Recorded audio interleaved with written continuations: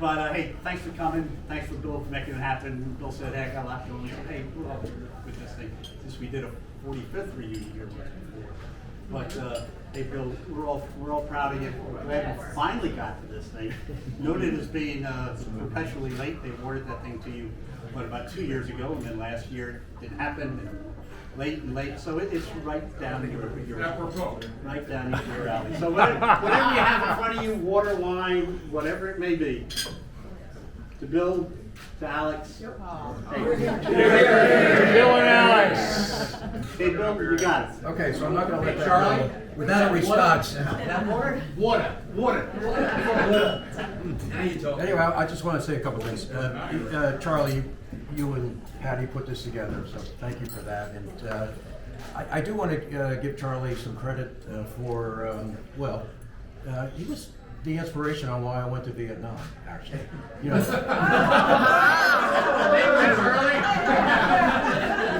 seemed like a good idea at the time. Just to get away from Charlie. Yeah, get away from Charlie. So yeah, we were sitting in that hallway and picking our branches and our assignments as you do, and in a surreal experience. And I was near the end, obviously. For those of you who don't know, I was in the 700s somewhere. But Charlie was ahead of me, and he said, where are you going to pick? I said, I was thinking about San Francisco. And then Charlie said, El Paso sounds pretty good to me. And so just skip over, and then it finally gets to Charlie, and Charlie says, Vietnam. Here we go. And he turned to me, and I said, yeah, baby.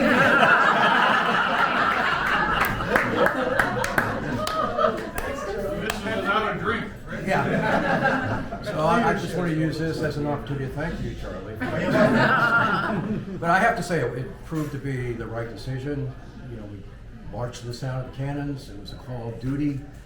The American taxpayers spent a lot of money on all of us, so it did seem like the right thing to do. And we went over together. The first thing we did, a bit irreverent, but we threw the Frisbee at Tonson Air Base, and I think that was the last time we had a smile on our face for about a year. But it turned out to be a very meaningful experience, and Charlie was later my best man. And Nancy, she sends her best. My wife and I, Alex, were just at her father's 100th birthday last month, and he was a barber up until about 4 years ago. And he's the salt of the earth. He wore his uniform. Oh, he's a Marine before that. He was a Marine before that, and he was in the Pacific, and he still fits into his uniform. And we had the American flag there, and we had this amazing ceremony from the community and how he brought the community together, from his barbershop. So that's number one. I want to say it. The other thing I wanted to say is, when I heard it was going to be 9/11, we talked about it, and we said that's a very auspicious day, of course, and is it really appropriate? And not to name drop, but I bumped into Jeb Bush last month, the brother of the president during 9/11, and he said, there is no better place to be on the 20th anniversary of 9/11 than West Point. And I said, I guess that makes sense. As tragic as it was, this was a real story of compassion, heroism, and the military. We're going to get that summit, whatever. And the first people you call are the military. And that's what happened. So, in a way, I do think it actually is an interesting choice of dates and a good day. And there's going to be a somber moment, of course, on 9/11, and we'll all take that in. And the more I think about it, I think it's very appropriate that we're all here for that. So I was reading your bios. I mean, this group is so astounding. It's so impressive. I mean, I wish I could just, say everything. But, there's a couple of themes that come out. Well, first of all, you're all soldiers. You're all heroes. And you're all educators. And then we have, Irish rebels and, cardiologists. And so I just want to say that this, whatever it is, this DG, which I say it's a momentary lapse of judgment from the AOG, is really a reflection of you. And I think we're underrepresented as a class. clearly, because it hasn't happened. So we have to turn that around.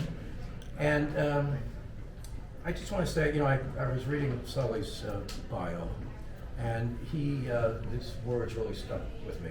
He was talking about Bitsy and said Bitsy is the soul and heart.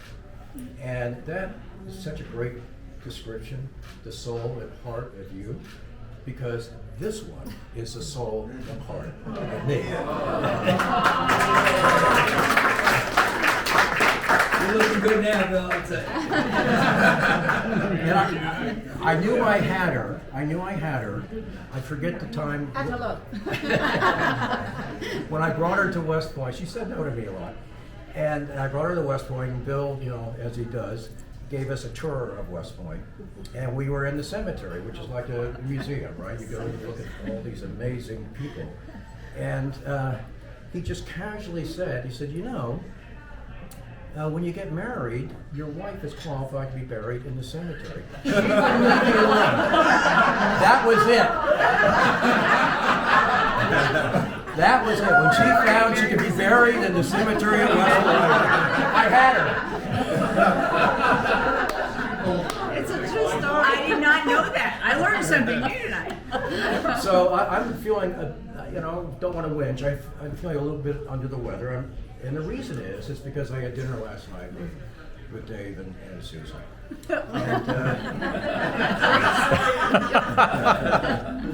It's all your fault, Dave. So it was a Accept great, some responsibility, would you? it was a great dinner, but after the third bottle of wine, I said, just stops. No mas. And, part of that was a moment of celebration for Dave's tenure. So we all know about his leadership and his world-renowned cardiology, and he has 10 grandkids. He's got his hands full, by the way. Susan and Dave have 10 grandkids, and everyone has a different story. Everyone has, a twist and a turn. But, I think it has to be said, your tenure was amazing. You did the ethics, you did cyber, and the most amazing thing about it is that it lasted 50 years. So my son Rocky, he's Generation Z, and he's always telling me, he said, Dad, why do the baby boomers don't give it up? They're always hanging around. So Dave hung around for a long time. That's true. You didn't give it. But I'm happy to say, and we all are happy to say, that there's not only a great tenure to reflect on, and what a great honor it is for us to serve under you as president, but also it was this very smooth transition, a peaceful transition, a very peaceful transition. I look back on my time at West Point, and probably my greatest accomplishment was avoiding getting in the boxing ring with Sully. And for those of you who don't know, pound for pound, he was a legend, and he scared the living daylights out of me. I wasn't scared of Vietnam. I wasn't scared of airborne. I wasn't scared of Ranger School. I was scared that I would draw the stick, that I would have to be in the boxing ring with Sully. And my greatest accomplishment was somehow avoiding that. Otherwise, I wouldn't be standing here. So Sully, you got to read his bio. It's unbelievable. Quintessential leadership. You learn the traits at West Point, of course, but then you went, it was on steroids. I think you can have a PhD in leadership. It's unbelievable, all the things that you've accomplished. So we are so lucky to have that leadership, particularly from a rebel, an Irish rebel, and we're looking forward to it. And I know for a fact that you can beat Dave's record of 50 years.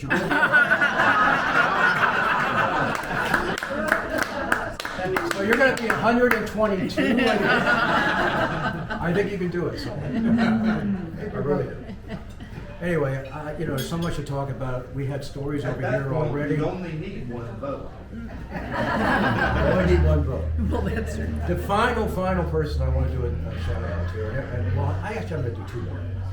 Bill Taylor.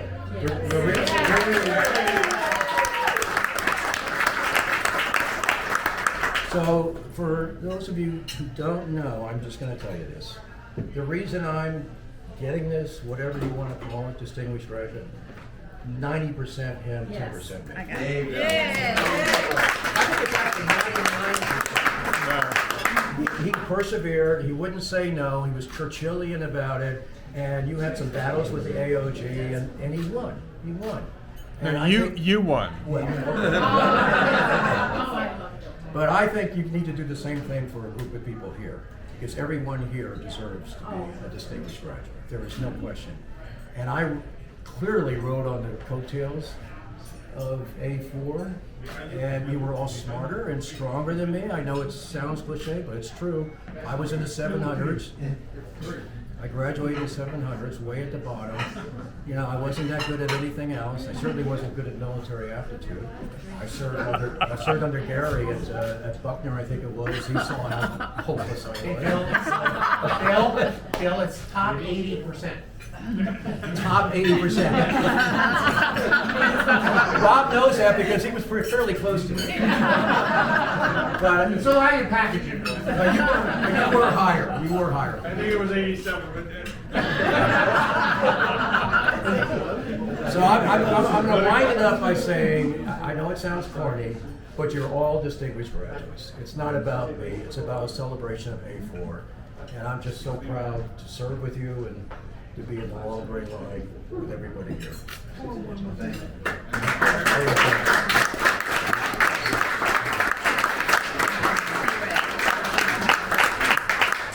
So we got the legendary Joan here. She has put this weekend together. She's unbelievable. And her husband Jack, who drove us here fairly. That's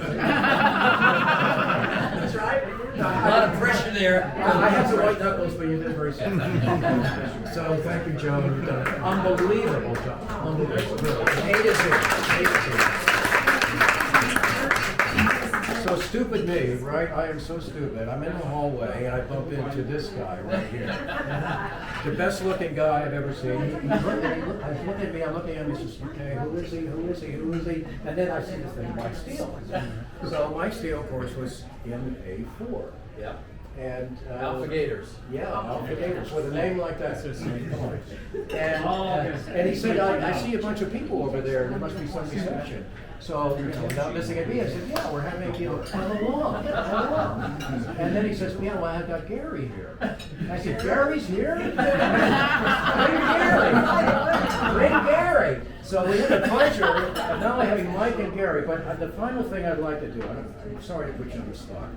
One of the reasons they're here is this amazing monument that's going to be dedication at Buffalo Field, which is right across from Thayer. And it's about Buffalo soldiers. And can I ask one of you just to say what Buffalo soldiers represent? Yes, I He's class of '69, so he. the old guy. The old guy. The old guy. Actually, no. Long story that I'm going to try to make as short as possible. In 1940, a gentleman by the name of Frank Steele from Harlem, New York, enlisted at West Point in the 10th Cavalry. At West Point in the 10th Cavalry, he taught horsemanship and cavalry tactics to the cadets at West Point. In 1942, Frank Steele was the outstanding soldier in the 10th Cavalry. In 1965, on June 30th, Frank Steele retired as a major at Fort Dix, New Jersey. Wow. On 1965, the next day, his two sons, Gary and Michael, entered West Point. And the way that I tell the story, he might say it a little bit differently. Gary liked it so well that he had 2 junior years.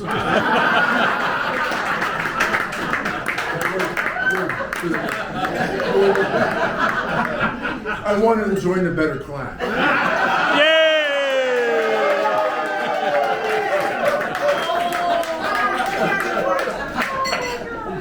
Now, Doug and I would like to counteract that by saying that everything that you learn every good thing that you learn from quality people like Doug Jeffrey and Michael Steele.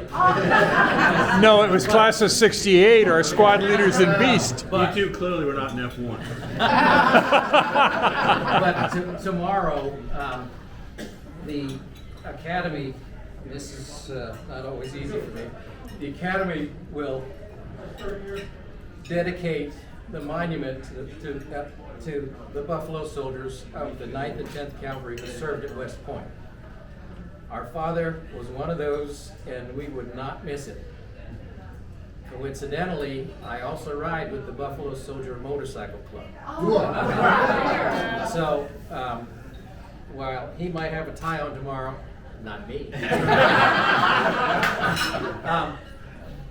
Running into you guys was serendipitous, and our intention had not been to have this meal with you, but to see some of the faces that I hadn't seen in too many years.